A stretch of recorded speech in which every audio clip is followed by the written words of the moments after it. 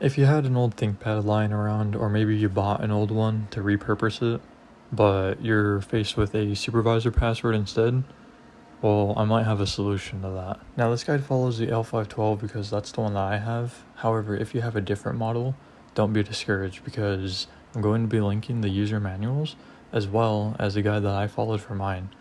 Now, the guides, they cover several other models, so yours might be in there, but if it's not, then you might be out of luck. Now, step one is just removing the battery. This one's pretty straightforward. Here's a picture in the manual, but I don't think anyone's really going to need help with this one. For step two, we're going to remove the optical drive. This one's also pretty easy as long as you can remove one screw. The manual recommends that you use a tool to push it out, so that's exactly what I did, using a screwdriver.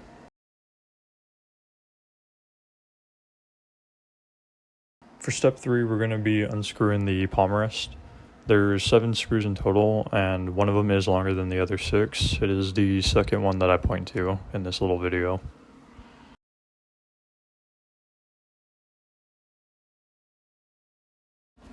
Step 4 is to remove the palm rest. This one can be a little tricky. Here's a picture from the manual, but essentially what we want to do is pry open the bottom of the palm rest, and then very carefully rotate it towards yourself. For the next step, we have to unplug a purple strip and this little small wire. Here's a picture from the manual, but it's honestly just easier to watch. So over here we have the small wire, and over here is the purple strip.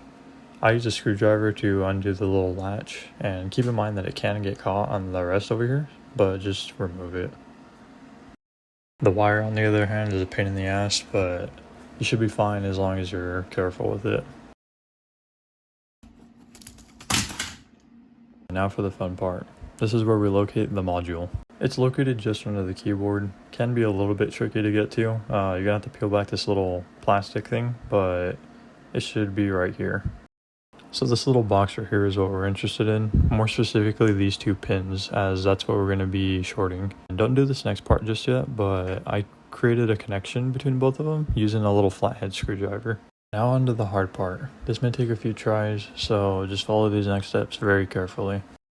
So first, we're going to power on the ThinkPad, and then whenever the screen lights up and it says ThinkPad on it, then begin the short. Now it's very important, do not remove the short at all.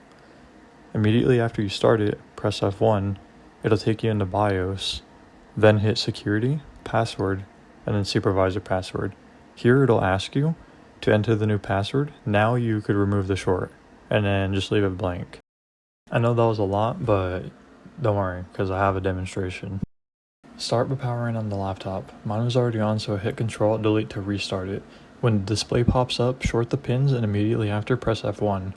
You might need to press it a couple times to go into BIOS, but once you're there, scroll down to security, then password, then supervisor password, and now you can remove the short.